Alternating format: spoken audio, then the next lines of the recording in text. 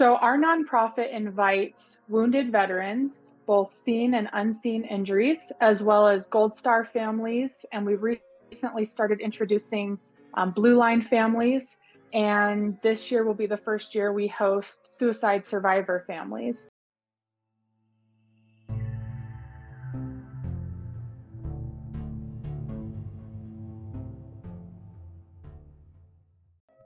Welcome to Family on Trial. I'm your host, Daryl Jones, and thanks for joining us as we step into the courtroom of life one more time. I am joined today by Erica Schlichte of Warrior Rizen Ranch out in Morgan County, Utah, where her and her family are doing some extraordinary things on top of extraordinary things.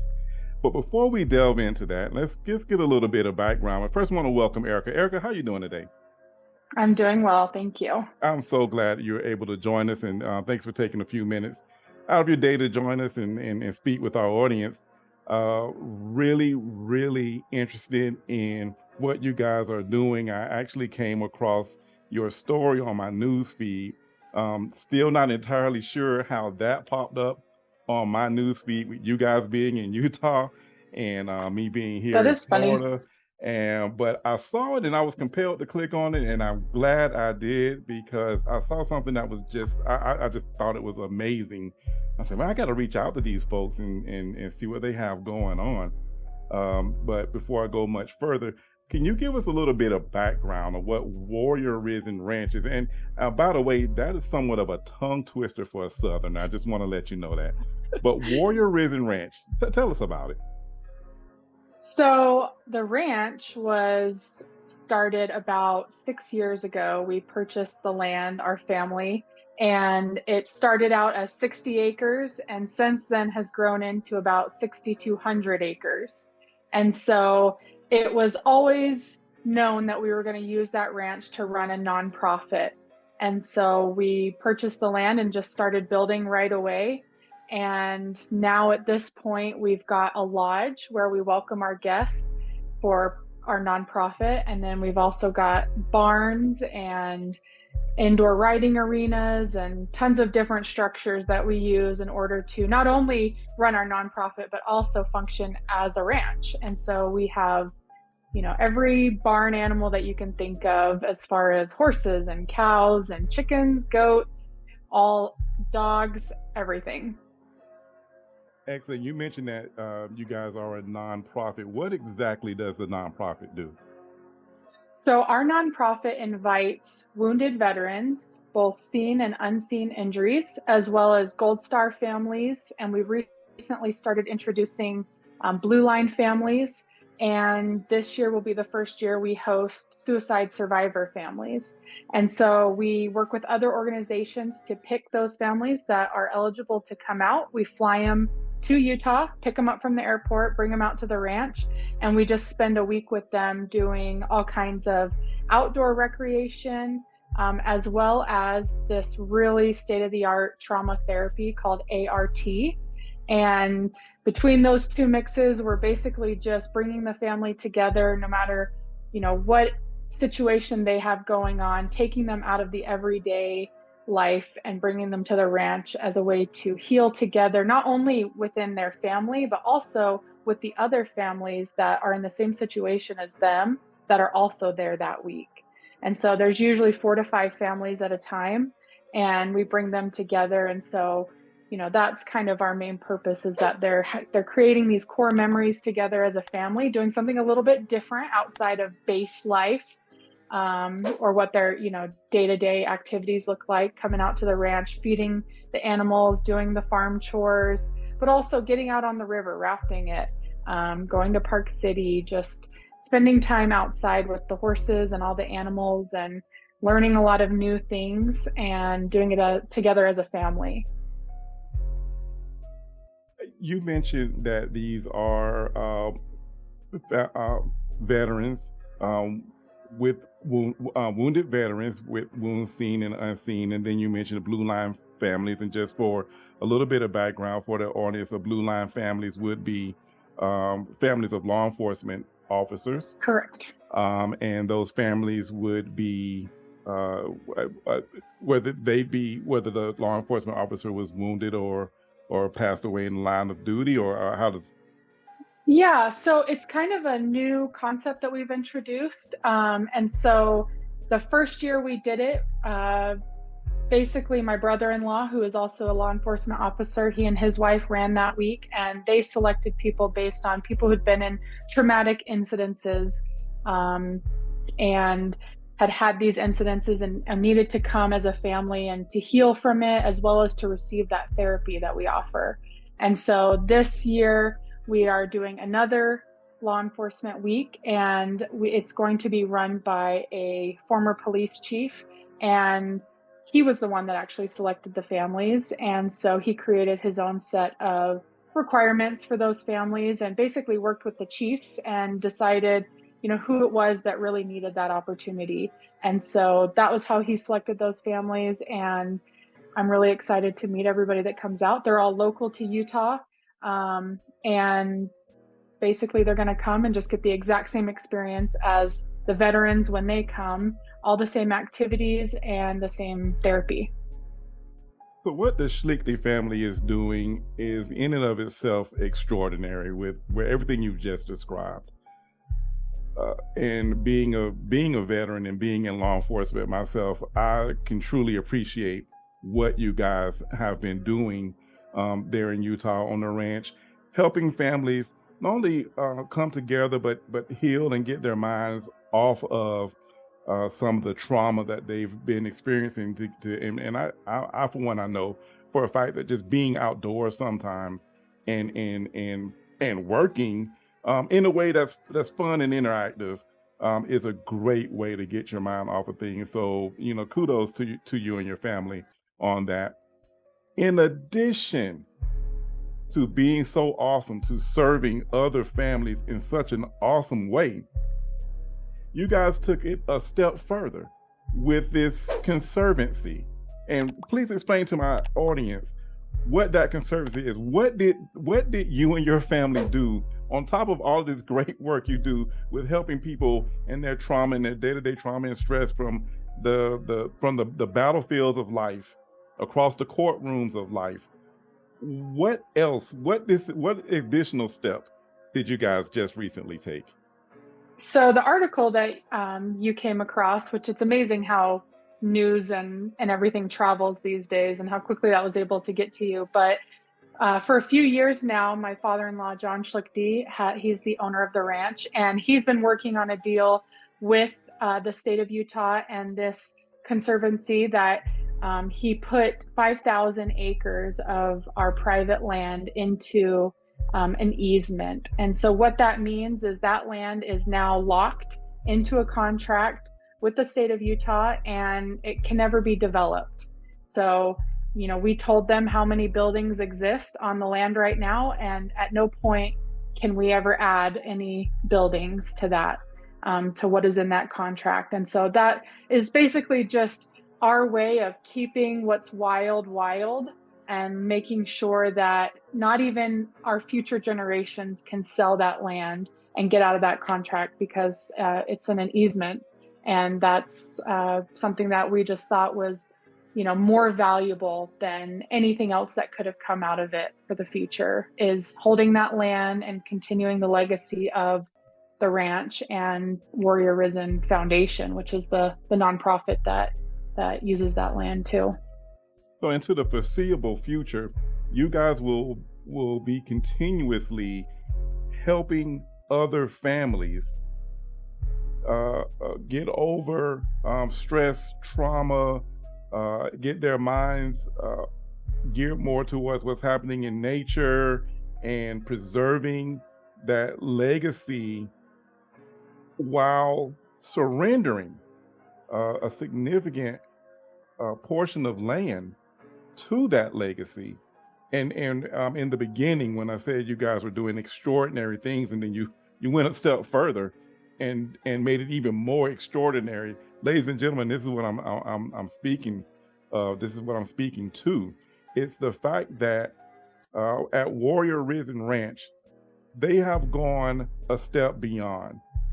they have taken service to another level, and that is what spoke to me the most. Is you're already doing such great work, and then boom, let's take it up a notch, and that's exactly what you guys did, and that's something that you don't find every day in this world anymore. But it's definitely something we need to bring back, and so eh, I'm excited to be able to share this story, and me and my family.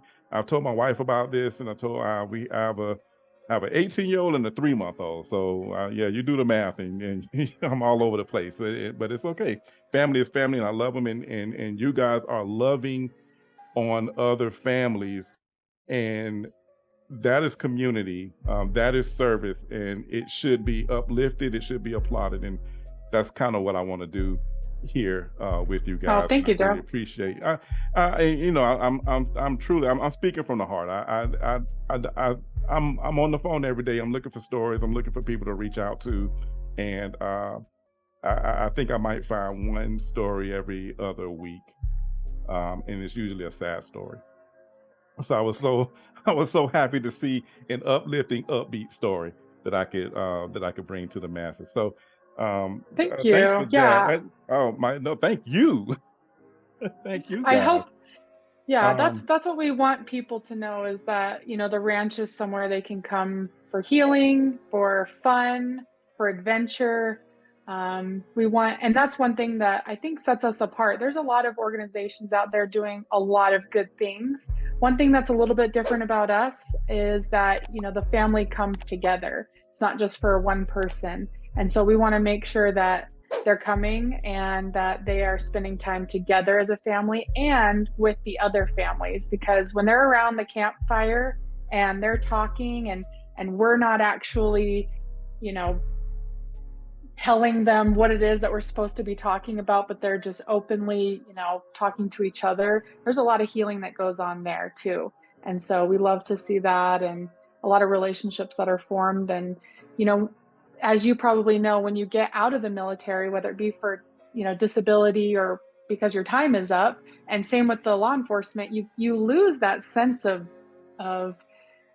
bonding that you have with the men and women that are around you. And Absolutely. I mean, I don't know what the statistics are, but I know a lot of people feel that when they get out. And I do know that the suicide rates are well above what they should be. And so, that's one thing that we hope is to be able to form those bonds. And the ranch is also open, not just to our nonprofit, but we host other nonprofits all the time where they can come and bring their organization to come and use the space in a way that, to run what program they have going on.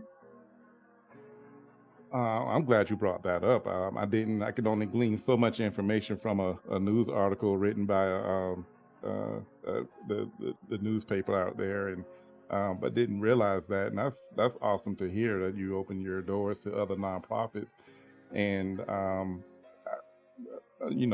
phenomenal once again. Um, Let me ask you, and I'm gonna put a picture up of you and your family here. How big is the Schlichte family? Oh my goodness, how big are you guys? Depending on which picture you're putting up, it's probably not even everybody. So, my father and mother-in-law are John and Barbara Schlichte, and they had 5 sons. And of those 5 sons, 3 of them were in the military, and one is a law enforcement officer. 4 of them are married, and all of us have kids, except for the very youngest, who's at Ranger Regiment right now. And so yeah, Cool. we haven't gotten him married yet. Okay. If he's at Ranger Regiment, then he's got a Yes. little time. So it's not going to be too late for him to join the No. ranks of the of the Yeah. So we got a parenting. couple. Yeah, we got a couple more grandkids coming, but we're currently up to 10 right now. Wow, that's amazing. What was that conversation like? What was that conversation like with you guys when you were discussing the conservancy? It was just something, John said that he wanted to, is someone who has a vision, and nobody really argues with him when he comes up with these ideas. He was the one who originally came up with the idea for the ranch. And usually we're all just running behind him trying to keep up. And so he was also a Ranger Regiment guy. And so we are constantly just, you know, being introduced to his ideas and then trying to help him make them happen. And so when he said he wanted to do that, he was already had it in the works, and we all said, yes, let's definitely make this happen. We agreed with the vision that, that was what our kids and grandkids needed, was to have this space rather than anything else. And so we were all on board. Excellent. Erica, how can folks reach out to you to contribute if they choose to bless you with contributions or donations? How do they get in touch with you, and how do veterans go about it, contacting you if they see this and they're actually interested in them or their families? Because I understand that you also have Gold Star families come out as well. So how what is that process like? So as far as the donations go, we have a website, warriorrizenfoundation.org, and there's a really easy way to go on there and look in the menu of how to donate, and it's a pretty seamless process. And we appreciate any help, and we appreciate anyone that wants to also come out, and if they're local, they have opportunities to volunteer on the ranch. So we accept both. And then for families that are interested in applying, they can email warriorrizen@gmail.com, and I will send them the application. And I get lots of applications every year, and I keep track. So it's, even if you don't get selected the first year, I still have your application on file for the next year. So I keep all of those. But you fill out the application, and also if you have any kind of organization that you're under. So a lot of special operations have the Special Forces Foundation or the Green Beret Foundation, Rangers Lead the Way. Those are a lot of organizations that we work with as well, that I can send them the application. They send it to the people that they're over, and we can get applications that way as well. And so it's open to anyone through the public. Most of our applications up until this point were selected through the SOCOM Care Coalition. But I also love getting referrals and having families nominated by other people. I think there's a lot of people that know heroes out there and good families, and always looking for a way, whether they can help them or if they know of another organization that can help them. And so I love getting those referrals. Those are usually actually my favorite way to learn about families and to be able to contact them and find out if they'd be a good fit. Absolutely. Thanks for that information. It definitely will get the word out. And ladies and gentlemen, all the links will be in the description. So if you weren't furiously scribbling down that great information Erica was giving us, don't worry about it. Look at the description below. You will see the links, and we will get you connected as soon as possible. So get out there and donate, volunteer, get in touch, say thank you, send a note of thanks. Erica, is there anything else you'd like to add before we wrap this up?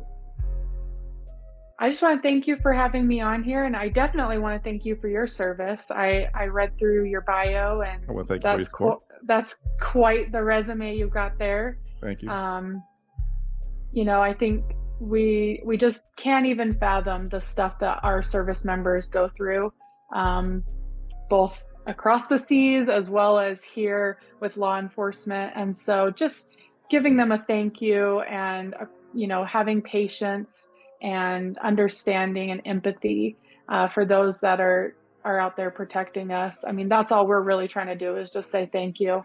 So thank you. You guys are doing a great job at saying thank you to the families and families serving families. And I tell my daughter, and I'll tell the audience, one of the most selfish things you can do in life is to be selfless.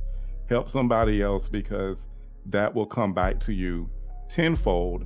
So that's if you're just a selfish individual, the most selfish thing you can do is help somebody else. Erica, thank you so much for your time. I really appreciate it. We're going to adjourn in the courtroom of life for the moment. We'll be back again for another family on trial. I try to keep it upbeat. Sometimes I can't, but tonight I could, and I'm really thankful for that. And we will see you guys next time. Family on Trial. Dear family, your support would be much appreciated. So if you would think it not robbery, could you head over to PayPal or Venmo and show us some love? Just type at Family on Trial and you'll come right to our account. Send us a blessing if you would. We'd really appreciate it. Thank you so much.